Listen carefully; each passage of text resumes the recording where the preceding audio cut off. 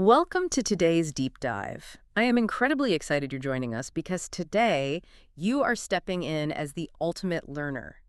We're hunting for one of those massive aha moments, the kind that completely connects to seemingly totally unrelated worlds. Oh, yeah, those are the best kinds of discoveries. Right. So I want you to imagine stepping up to a barbell. You're setting your feet, getting ready to pull a heavy deadlift, or maybe you're just out for a morning run on a rocky trail, or trying to navigate a flight of stairs while carrying a completely lopsided heavy box of groceries. I think we've all been there, struggling with the awkward grocery box. Exactly. And your mind immediately goes to that standard advice we've all been given since, I don't know, middle school gym class. Tighten up, brace your core, be solid like a rock, just lock everything down. It's the standard operating procedure for almost everyone. Right. But what if that entire mindset, the idea of creating absolute rigidity to protect yourself, is actually the exact mechanism setting you up for failure? Yeah, that's a terrifying thought, but a crucial one. And what if the secret to moving perfectly, handling heavy loads, and avoiding catastrophic injury doesn't come from a modern fitness guru, but from a famous 1930s avant-garde artist? I mean, it sounds totally absurd on the surface, right? But this is genuinely one of the most profound intersections of art and biomechanical science that is currently being explored in human performance.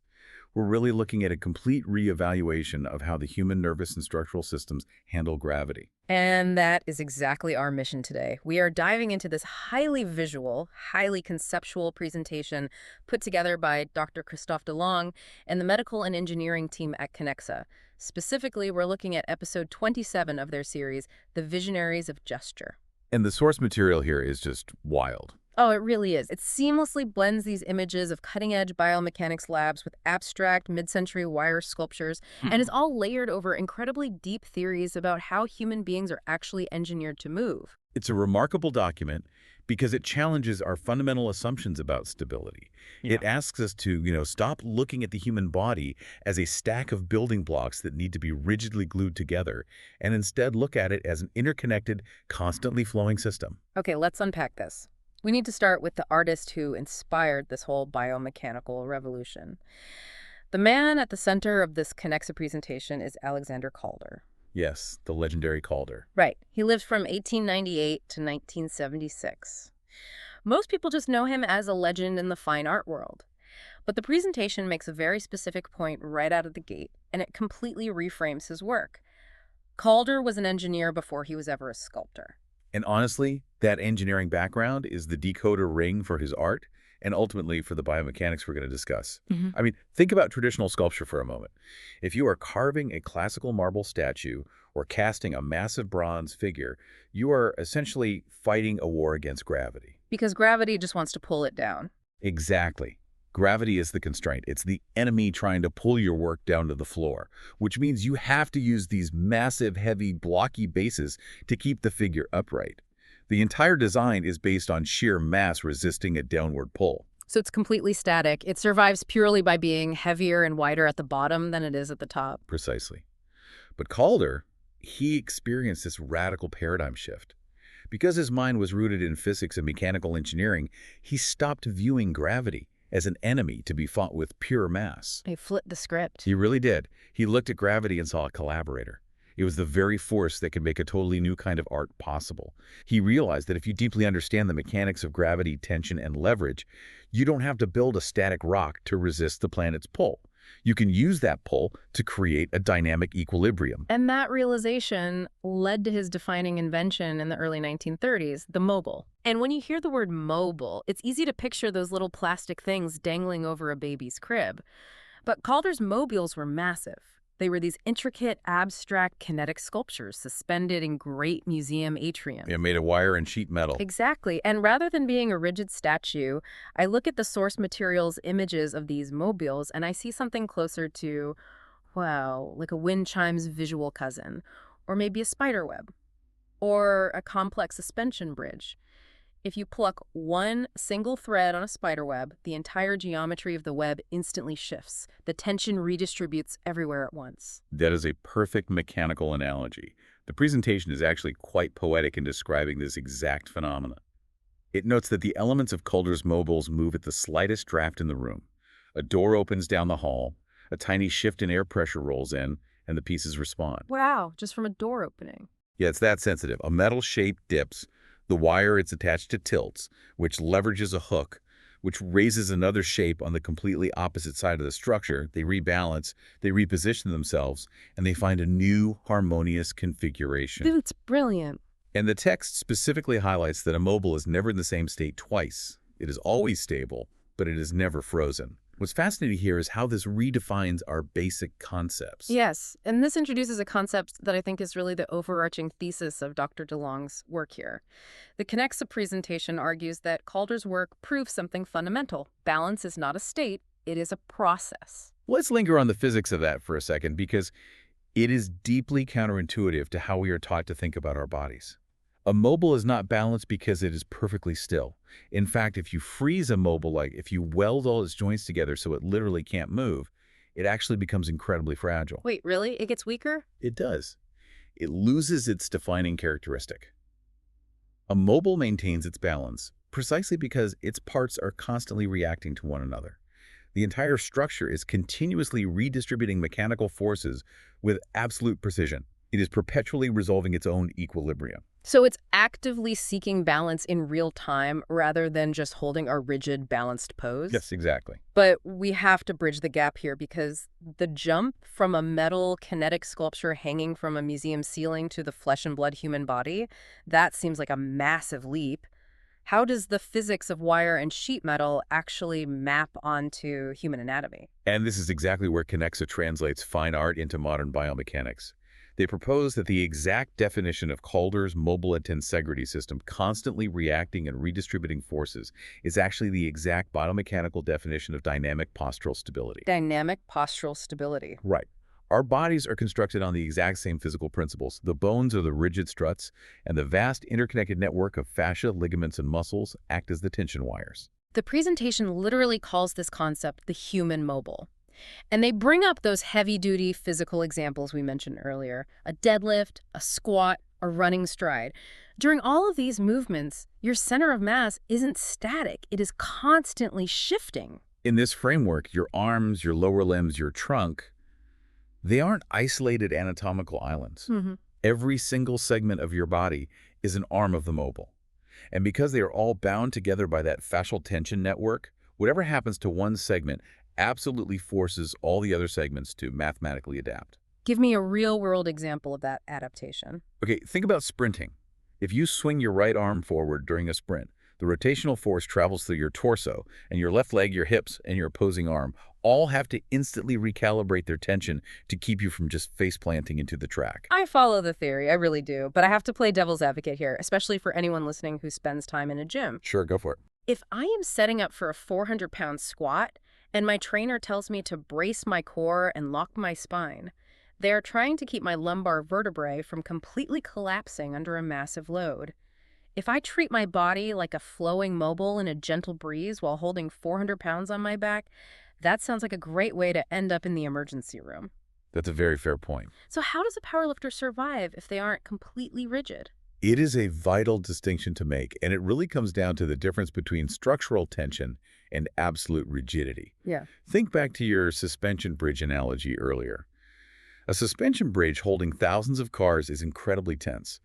The cables are pulled taut, and the structure is incredibly stable.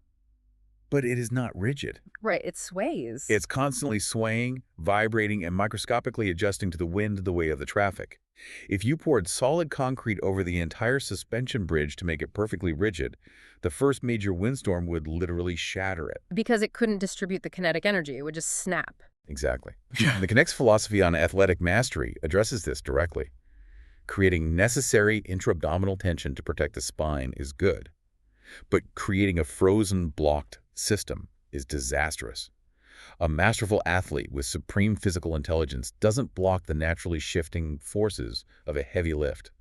They orchestrate them. They orchestrate them, I like that. They maintain the tension network, but allow the micro-adjustments to happen. And what happens physiologically if I try to muscle through it and just freeze my body completely? What if I try to be the concrete bridge? You create a kinetic deficit in the system. Energy cannot be destroyed, right? It has to go somewhere. If you are artificially rigid, the kinetic energy from a shifting load gets trapped at a single point, usually a joint like the knee or the lower back. Ouch. Yeah.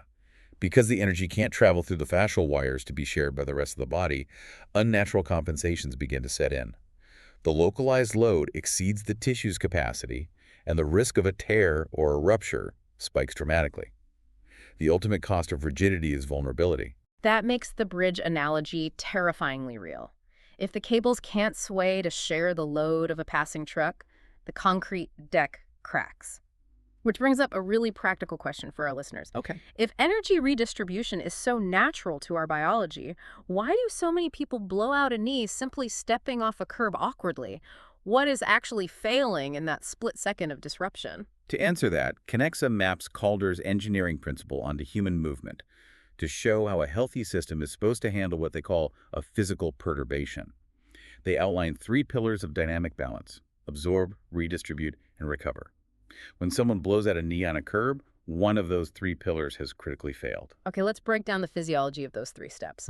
The curb scenario is perfect. You step down, your foot hits a patch of uneven concrete, and your ankle aggressively rolls inward. A classic perturbation. Right. So step 1 is absorb. What is actually happening in the body there? When that disruption hits, the first job of the human mobile is to take the mechanical shock without catastrophic failure. The system absorbs the perturbation through joint yield and eccentric muscle contraction.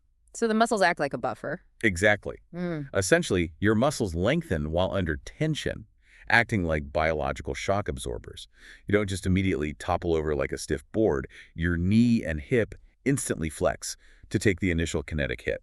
So the shock wave has successfully entered the system without breaking the ankle. We move to step 2, which is redistribute, and this feels like the crucial Calder moment. It absolutely is. The force of your entire body weight dropping onto that wobbling ankle cannot stay in the ankle. If it does, the ligaments will just snap.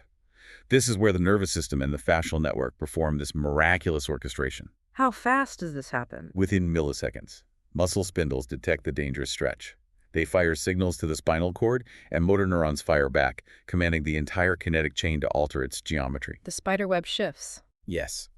Your knee bends a fraction deeper, your hip drops, your torso twists slightly to change the center of mass, and your opposite arm flings out into the air.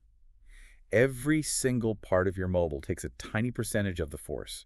You are dispersing the shock wave across your entire anatomy, so no single joint has to bear a catastrophic load. Wow. And finally, we hit step 3, recover. Right. Because the force was successfully shared and dissipated, the system can recalibrate. The nervous system finds the new center of gravity. Global harmony is restored. You catch your balance, you keep walking, and the mobile finds its new stable configuration. Absorb, redistribute, recover. So what does this all mean for the average person? When we look at Dr. Delong and Kinexa's presentation, the medical value of this sequence seems to boil down to one major outcome. The text states that if your body can perform this 3-step sequence flawlessly, the end result is no chronic compensation. Yes, and if we connect this to the bigger picture, medically speaking, no chronic compensation mathematically equates to a life without chronic injury. That is a huge statement. But think about the cascade of modern physical ailments.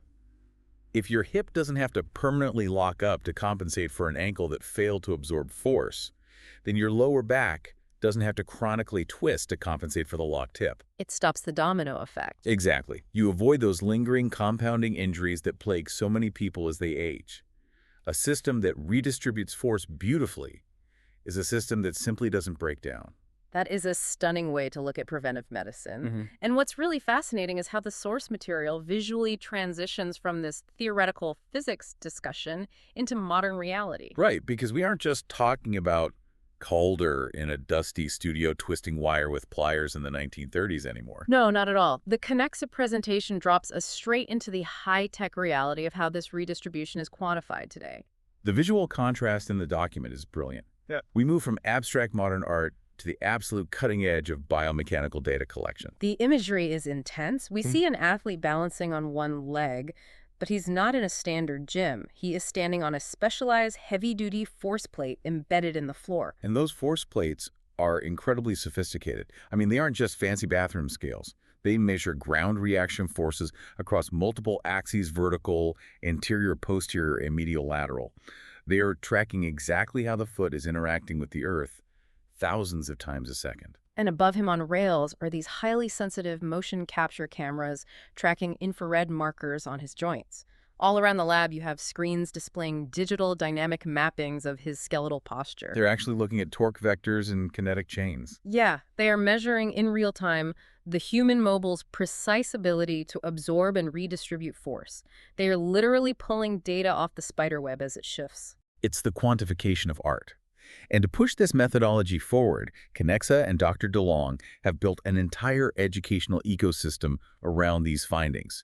They highlight several core resources in the presentation, including a foundational ebook titled Calder l'équilibre instable, which translates to unstable balance. Unstable balance. Yeah. That is such a great paradox. It perfectly captures the idea that stability actually demands constant movement. It really does. They also maintain a digital training hub for biomechanical education, and they offer access to the full visual dossier of this presentation.